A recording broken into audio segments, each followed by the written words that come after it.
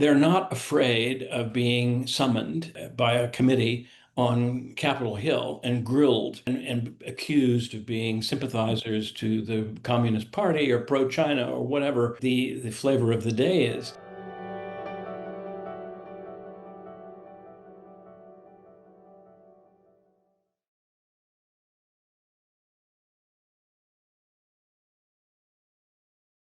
Hello, my name is Min Fan, and I'm the Executive Director of the United States Heartland China Association. I'm delighted to be joined here today by Doug Barry to talk about his book, Small Rabbits, American Small Business People, Trade Wars, and the Future of U.S.-China Relations. Briefly, because the detailed bios are available on the National Committee's website, Doug Barry is a strategic communications expert and educator with experiences in international trade, higher education, and nonprofit advocacy. Currently, Dr. Barry is adjunct professor at George Washington University. Previously, I've known Dr. Barry as the vice president of communications at U.S. China Business Council, where he developed programs for city and state governments to help them understand the significant relationship between U.S. and China beyond Washington, D.C. Doug, congratulations on the book. I really enjoyed reading it. And Thank actually, you. I recognize some of my friends, Jim in Houston and other folks throughout the country. So I want to start by thanking you for actually bringing to light the experiences and the voices of American small business people and how they are kind of caught in the middle of this increasingly complex relationship. So to kick us off, can you just tell us like an overview of the book? Why did you decide to write it, and what motivated you to seek out these stories? Sure. Well, probably, Min, and hello, and good to see you again, and welcome to all of our viewers. And thanks to the National Committee for teeing this up today. I think the beginning of it all probably took place in the 1980s when I personally took an interest in small businesses and the entrepreneurship side of it, and also the number of small businesses, very small then, that took their services and products outside the country. So I was living in Alaska at the time, which is not exactly a mecca for entrepreneurship. It had a serious problem, and the problem was is it was too dependent on oil exploration and development. So there needed to be more balance in the economy, and it's the small business sector which often provides that balance. Trouble was, there weren't many small businesses there. It's a small population, and within that small population, there were even fewer people who were interested in creating new products and services and selling them to local residents, never mind people in other parts of the world. So I began looking for some who fit that model, and one of the ones that I came across was a guy who was selling glacier ice to the Japanese. So he would go out in a little boat and he'd chop off some pieces of this very pristine ice and find a way to ship it to Japan. And this was Japan in the 1980s. And as you may remember, they were doing crazy things like sprinkling gold dust on their sushi. So having a highball with Alaska glacier ice was second nature. And for a while, it did very well, except then came global warming. And the glaciers began to recede. So it took him a lot longer to float out to the nearest glacier and hack some of it off. But then he went on to do other things, and he created a vodka out of the water there. And then he ended up, and I think he's still doing it. He has a brew pub in Anchorage, which has been quite successful. So finding these people, telling their stories became an interest hobby of mine. And then I took that a step further and realized that there were lessons in these stories. And there were interesting role models that people could learn from. So I packaged or began to package the knowledge that they had accumulated and provide it to the larger public who needed to know, needed role models so that they could consider following in their own footsteps. And like any good story, they're compelling and people took an interest in them. And it seemed to me that people like Joseph Campbell, who you may remember, was a very well-known academic who studied ancient civilizations and their myths. And his big contribution was the discovery that myths occur in all cultures, whether they've had any contact with each other or not, and they go back thousands of years. So the essence of the myth is the hero story. And so it struck me that these people, including the ones now in the book about Mhm. China, are in a way heroes, at least in their own communities, because they've created amazing things. They have gone against the prevailing tides and wisdom, and they have created businesses that generate employment and help their communities. So I found a whole bunch of them in the last 6 or 7 years, and I interviewed them extensively, published them on the website of the U.S. China Business Council, which has mainly large corporate members, the Fortune 500 companies who've had a presence in China for a long time. But what people didn't really understand or appreciate is there have been small businesses at work in China and with China for as long as these larger companies like Ford and Boeing and others have been there. And then I was, of course, amazed at their tenacity, perseverance, creativity, passion. And so I wanted to tell their stories. So I compiled all of them, and there are probably 40 into this book. There are probably thousands more out there that deserve to be told. And maybe one day I'll get around to them. I don't think so. My time is limited. And I've already done 40, and it was exhausting. But I put them together and organized them in a different kind of structure where I looked at small companies that import things from China exclusively. I looked at small companies that provide business services to Chinese companies in China. And I looked at companies that provide agricultural products to the Chinese market, but often the value-added kind that Alaska never had. Remember, Alaska was very good at shipping commodities to Japan and China and other countries in Europe, but it wasn't very good at the value-added stuff. And this is, of course, really important because, as the term implies, the more value you add, the more profits you make, the larger you become, the bigger you grow, the more people you can employ, and the more things that you can do. So value added became really important. And so I focused on that in Alaska by taking the commodity of a fish. Alaska has a lot of fish, particularly salmon, that's been selling to Japan and now to a certain extent to China for a long time. But they would basically pitchfork and shovel the things into the back of a boat, and they would arrive in a big lump at the port in Japan, not very appealing and did not fetch a very high price. But then when I found people who were doing it what I considered the right way, which was to take care of these fish and treat them as if, yes, they were going to be purchased by somebody and go into somebody's body. They had to be very, very carefully caught, carefully treated, carefully processed, and then packaged and sent to the final marketplace. So Alaska fishermen began to do that, and to their surprise, they were able to generate much greater profits than they would in the selling of lumps. So this became another passion of mine, and I did a film called Eating with Your Eyes.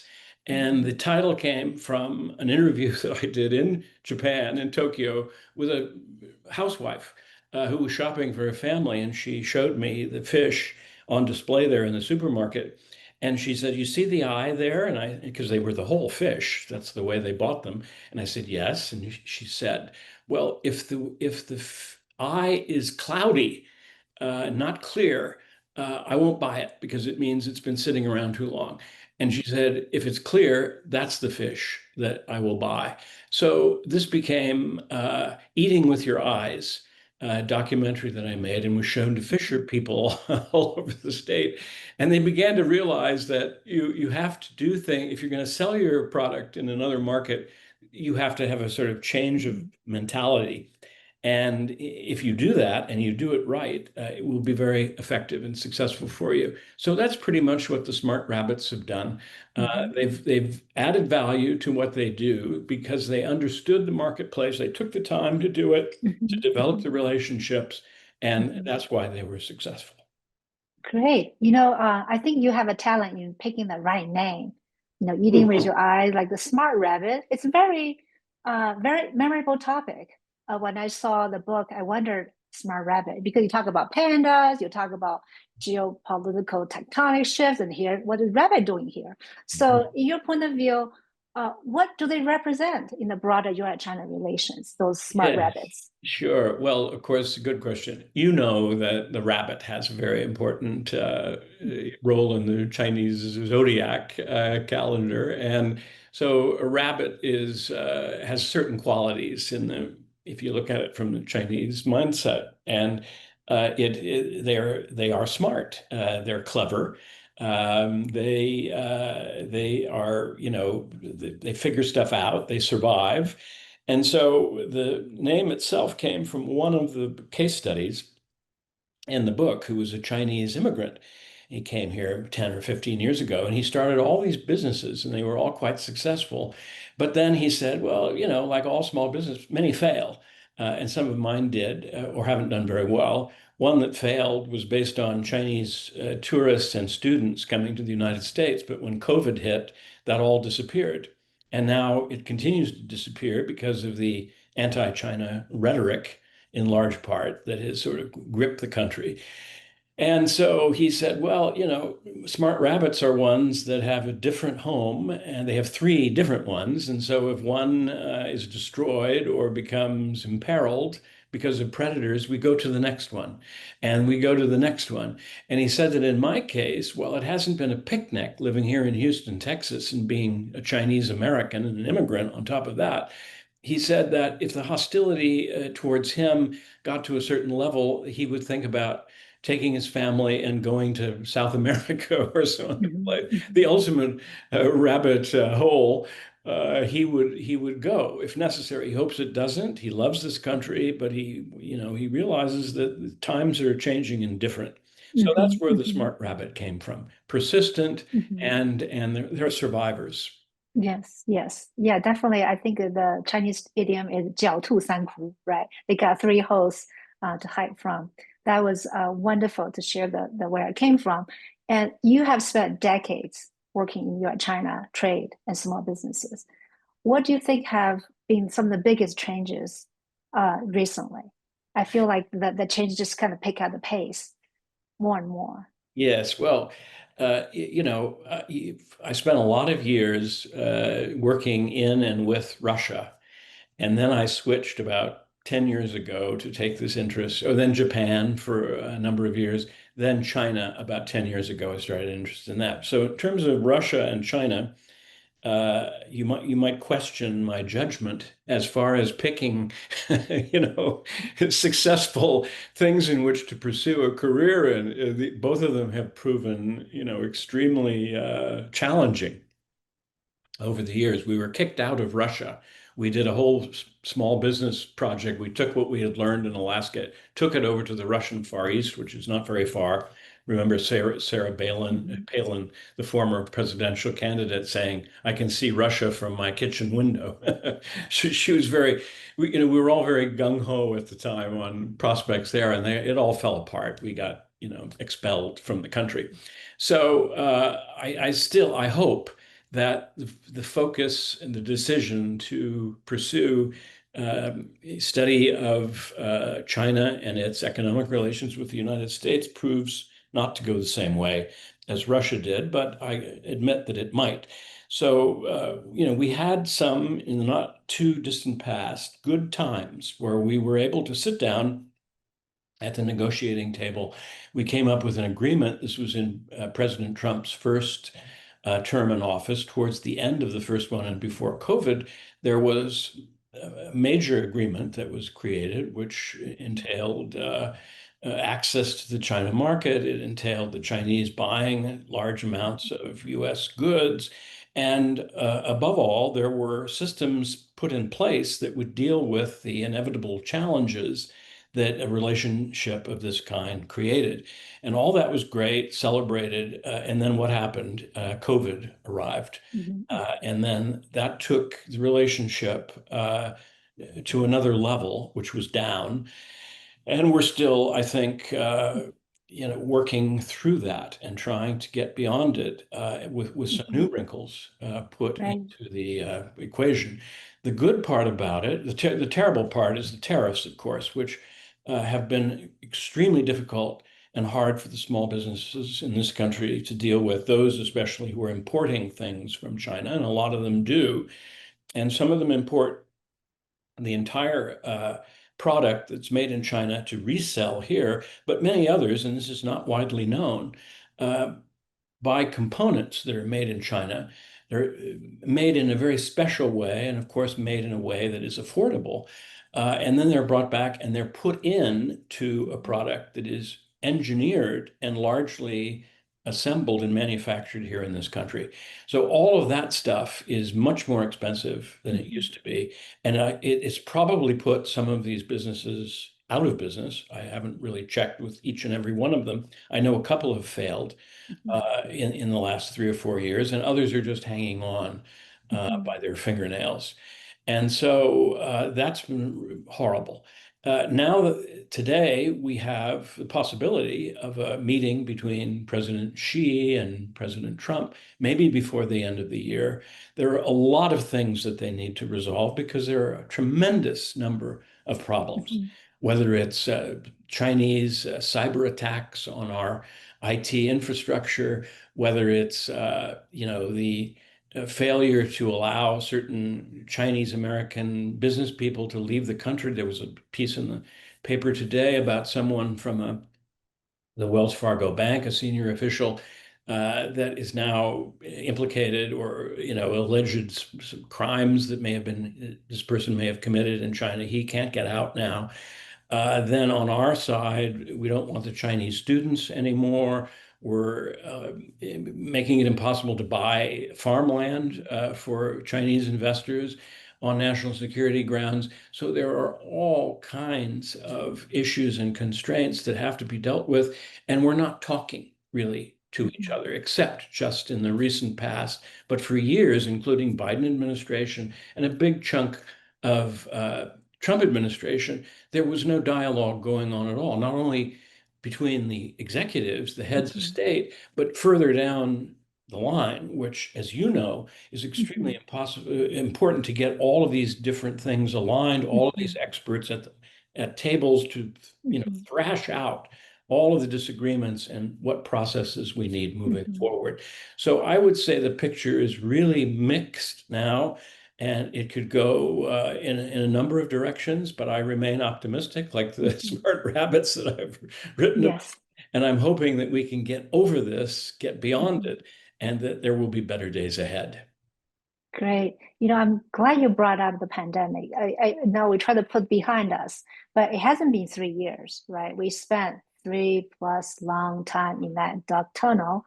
As a mother of two youngsters, and they talk about the generation, the educational loss, emotional trauma. Sometimes we forget our world might still be recovering from that trauma because of the time before pandemic, we did have a lot more changes and conversations. So you mentioned some of the people you interview, you're in touch with. Some of them, they close the business, and some of them actually, I was thinking about one of them when I read about manganese rare earths. Like, oh, how's that company doing, right? So, is there one story of resilience, hope that you remember from all the wonderful small rabbits you interviewed?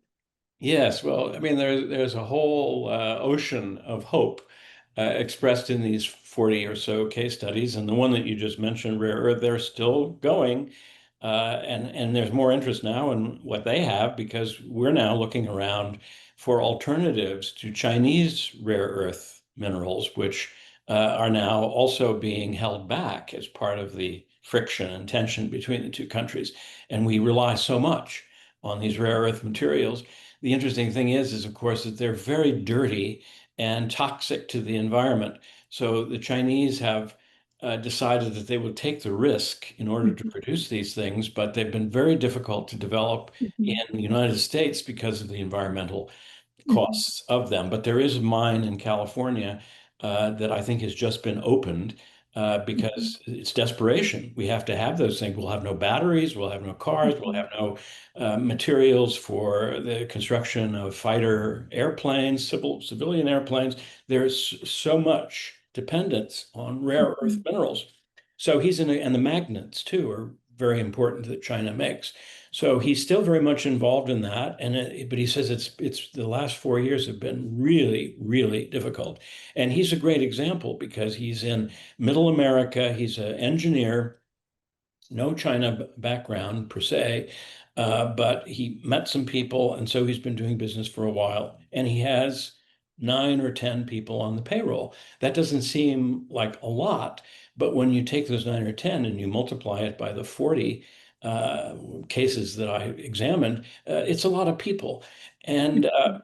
so, he's one that I watch very carefully and I'm very impressed by. The other guy that's worth maybe spending a minute or two on his Brian Linden is his name. I don't know if you remember Mhm. him, Mhm. but Yes, he's yes. the guy in a remote part of China that I think it's Yunnan Mhm. province where he settled years ago. And what he did, and he's one of these smart rabbits who has a very deep relationship with China that goes back to his college days when he learned Mhm. how to speak Mandarin.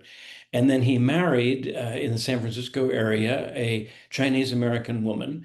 And the two of them had 2 children, and they went to China with a Mhm. suitcase. And they showed up there.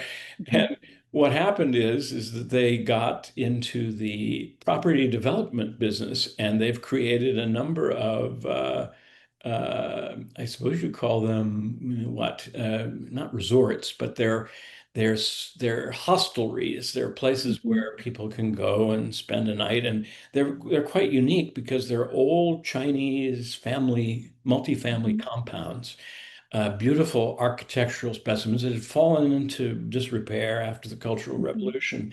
So he consorted with the local Yunnan government officials, who in this case tended to be far more flexible and open to new ideas than anyone in Mhm. Beijing would be. So he developed those relationships, and together they went into business. Mhm. And now they have about 4 or 5 of these places scattered throughout Yunnan. I went to one about 9 years ago, and they're fabulous. You sort of get pulled inside the Mhm. compound, Mhm. and you can imagine what it was like to live, 150, Mhm. 200 years ago, and it's been quite successful. And Mhm. because he's a Mandarin speaker, he was able to negotiate and deal with, and he's an Mhm. extremely warm Mhm. personality, and so. And he survived COVID. No Americans came during the pandemic and the close down of the country. So basically, he repositioned his business so that it was more Mhm. welcoming of Chinese people for marriages, and it's a very interesting multi-ethnic Mhm. region with Muslims and Bai people and Mhm. many Chinese minorities that live there. Mhm. Fascinating, beautiful. And now he has 4 or 5 of these places. And he Mhm. says that, if at some point he's asked to leave, and he understands that that's always a possibility in this country, in China now, Mhm. especially, that he would do so, and then he would leave the business to the Mhm. Chinese associates that he has developed Mhm. and trained along the way. But in the meantime, he goes around the country, so talking about what Mhm. he has Mhm. done in terms of economic development, job creation, which Mhm. the Chinese, of course, are very interested in. He's just written a book himself, Mhm. Mhm. which is about his exploits. And I think he stands out to me. And then he says the Americans will often, he goes to Mhm. Beijing and they'll say, well, you've been brainwashed. the communist government. And he says, "No, I haven't. I've not been brainwashed at all. I'm a truth teller. I understand that China is not a nirvana of Mhm, human rights or whatever. mhm, I understand that the United States is not what the Chinese think that it is, where everybody's toting guns and the place is terribly violent and unpredictable." And he basically says, look, this is the truth. This is the reality mhm, of both places. So there's no brainwashing mhm. going on. I'm just trying to Mhm. explain to people what I know is the Yes. facts and is the truth. So I think Yeah. he is probably one of the heroes, the real heroes in the book, Yes. I see. Yeah. I actually had a good luck to work on a program with him quite a few years ago, Ah, and so met him and his wife. And the amazing thing about him is just like the hero you talk about our age, right? Big tech, Superman. This is the yeah. age we live in, but these are heroes in a different way. They are individuals with a mission, with a passion, and they are having incredible impact, even though they never make it to gazillionaire, right? So I think it's really, really interesting when you have so many people who are not anonymous. They share their name, they tell the story with a lot of candidates. So one thing that's really interesting for me is that contrasts very strongly with the senior executives coming from large multinational and who have been quite quiet. And on some of the topics, they want the same thing. They want the better U.S.-China relations. So what do you think have explained that difference? Yeah, well, that's a great question. And I think that, well, I guess one explanation is that the chief executive officers like to work through others, so they're active behind the scenes, trying to help Congress understand the importance of the relationship, and that there's a lot of old thinking about China and the China way that needs to be rethought. There are a couple that have been outspoken. One of them, unfortunately, just died about a month ago. That's Fred Smith, who was the founder of FedEx. Mm, He, above all, was fearless when it came to speaking truth to power. And he was constantly on the Hill testifying, saying that, you've got this wrong. And we really need to be a trading nation here in the United States. Don't be afraid of being out there in the world and buying and selling things and creating trade agreements. And because look at what it's done for our country. Yes, we've lost manufacturing jobs and so forth in certain places, but there's been so many other benefits that have come as a result of it, and so many other benefits following the Second World War mm, to people all over the world. And it's been especially important for China since 1974. So there have been the Fred Smiths, but when you look around and you see, less than a handful that are prominent and are out there trying to talk about this and having conversations in the public space, then there's something wrong. There ought to be far more Fred Smiths out there attempting to defend and promote international trade with fair rules and fair treatment of people and an acknowledgement that not everybody is going to prosper and those that don't should be taken care of in some way. mm, So the small rabbits don't have stockholders for the most part, to answer to. They're not afraid of being summoned by a committee on Capitol Hill and grilled and accused of being sympathizers to the Communist Party or pro-China or whatever the flavor of the day is. They have gone to the Hill, and there are a couple of cases, some of the more poignant ones in the book. They've gone to the Hill to testify and not been allowed to say anything, not even to read mhm, their statements before their representative will pop up in the committee and lecture them on how mhm. terrible China Right. is. And so this is their experience with their elected officials, is Mhm, that they're, deaf to the mhm, entreaties that small companies are making, mhm, saying, hold on a minute, let us tell our Mhm. story. There's more here to Right. know than you know.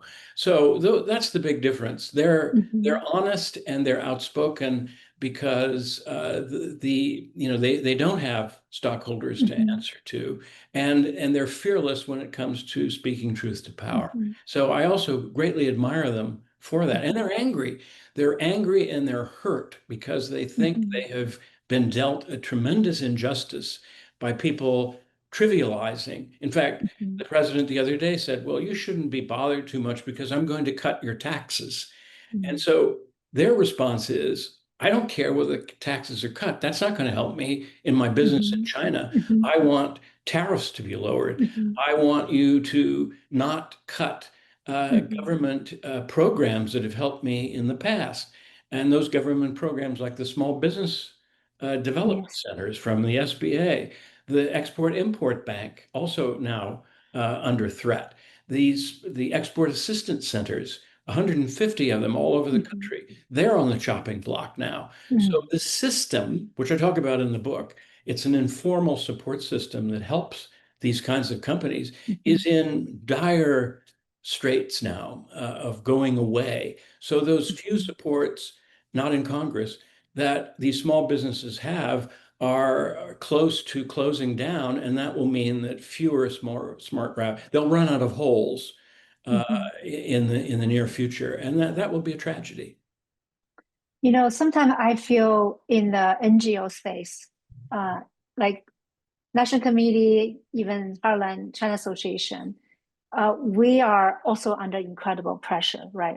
Some ways I feel like I'm a smart rabbit, trying to sometimes feel a little powerless. What Mhm. can we do? Even the business leader, they try to talk to the representative.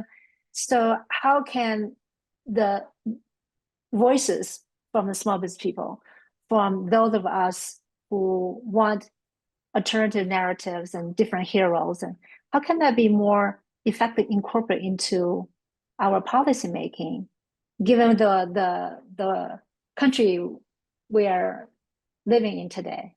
Yes, well, the first is to recognize that there are systems that are that the small businesses are part of, and businesses in general. And we have to, first of all, point out to the elected representatives who ultimately approve the budget, although that's questionable these days, who holds the purse strings and makes decisions about how programs are spent. But in the perfect world, or the world that we used to have, Congress would appropriate monies for the budget. And they appropriate them based on, of course, a variety of criteria, but one is need.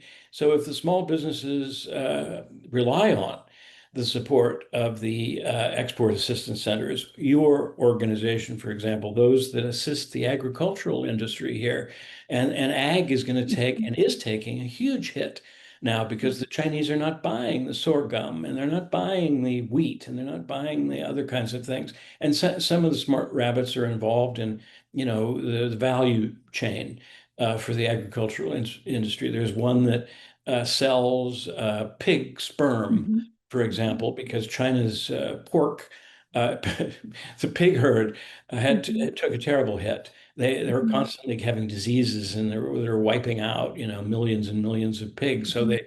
they buy this product from American because they know that it's good, that it's high quality, that it's cared for. He goes over Mm-hmm. there and does all the technical assistance. But Mm-hmm. all this now is at risk. So the system needs to be better understood with all the various supports that are Mm-hmm. part of it.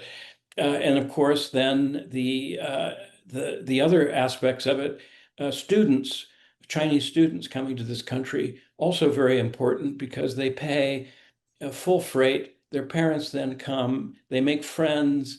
These things last potentially for decades and can lead to all kinds of other things. Mm-hmm. Now that's imperiled. And remember that the biggest export service in the United States is higher education, the biggest. It's billions and billions of dollars. And until recently, a lot of it represented China. And I was just in Beijing 2 or 3 days ago. I'm a Mm-hmm. little jet lagged now. So I had some sugary drink before I started this conversation. But this one woman who is guiding a group of Chinese students to the United States to tour schools for potential future going there as undergraduates. She said to me, yes, they're going. Their parents want them to go, but more than likely they're going to end up in Canada. They're going Mm, to end up in Australia. They're going to end up in the United Kingdom. They're not coming to the United States. And so we've shot ourselves in the foot in that respect. And this is also part of local economic development mhm, because those dollars go into local, so mhm, do the tourists. Same thing.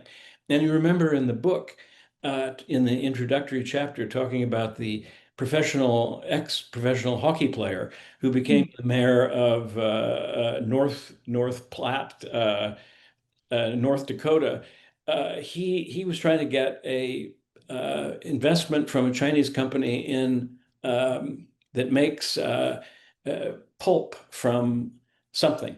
Maybe it was corn, some sort of product that's made out of corn. And the town council turned it down. Then the senators, U.S. senators, got involved, and they said no because it's too close to an Air Force base. And we suspect that this company, which is actually managed by Americans on site and off, even though it has a Chinese owner, and so the town grew extremely polarized by this, with many coming down and claiming that it was an invasion by the Chinese, and he was just completely gobsmacked by it all. He won the re-election narrowly, but he backed off because there was no way that was going to be mhm. allowed to happen. So these kinds of things need to be, there needs to be a different narrative. Yes. China is bad versus China is wonderful. There's got to be a middle way. And Mhm, that's, I think, what many of the small rabbits talked about. mhm. Well, thank you so much for sharing so many insights about your book. And we definitely want to save some uh, topics for people to discover when they read your book. But if you have to share in closing something that brings us hope, optimism, that we can learn from the small rabbits for the future U.S.-China relations, Hard what to would do. that be? A personal story. Just this last week, when I was in Beijing and Xi'an with my daughter, who's 26, and she, like some of the smart rabbits, spent a long time learning Mandarin, and she's a fluent speaker. And so, a couple of years ago, she came to me and said, I think I'm done with China. After living there for, a couple of years to perfecting the language and having other experiences there, she says, I, prefer some other Asian country.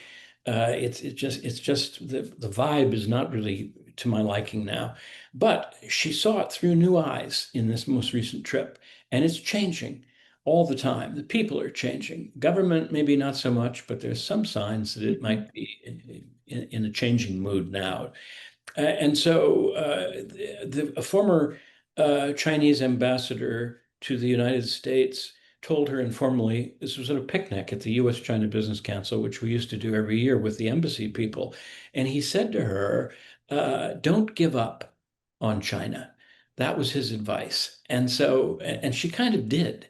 Not taking his advice certainly seriously, but not willing to embrace it. Now, though, seeing it through different eyes in this experience, she says, I think I'm interested. I think I'm in for the long haul. So I hope mhm, that's true of a lot of Americans who've had this mhm, experience, and even those that haven't, is to realize that the big vision, of course, is the US and China working together in a way that they never have on some of these seemingly intractable problems that we have with the environment and with public health and with all of these conflicts that are taking place all over the world. Wouldn't it be great if, with all the technical capabilities that they have, all the brain power, artificial intelligence, smart manufacturing, robotics, new drugs, new all kinds of things, the environment especially, if we could find a way to work together, then I think there really is hope. And, I don't have a lot more years myself to devote to this cause, and it hasn't been very uplifting in many ways over the years. But I think that I would like to remain engaged for the rest of it in hope that I can make a small difference. You're making a small difference, maybe a big difference. The people at the National Committee are making a big difference. All of these people that are involved in China U.S. bilateral relations, don't give up. Keep the hope, and don't give up on China, and don't give up on the United States. Yes, thank you so much. And again, congratulations on your book. And we look forward to continue learning on this journey with your guidance. Thank you very much. Yes, Here it is. thank you. Thank you. So good talking to you, Great Ben. talking to you. Thank you. Bye bye. Bye bye.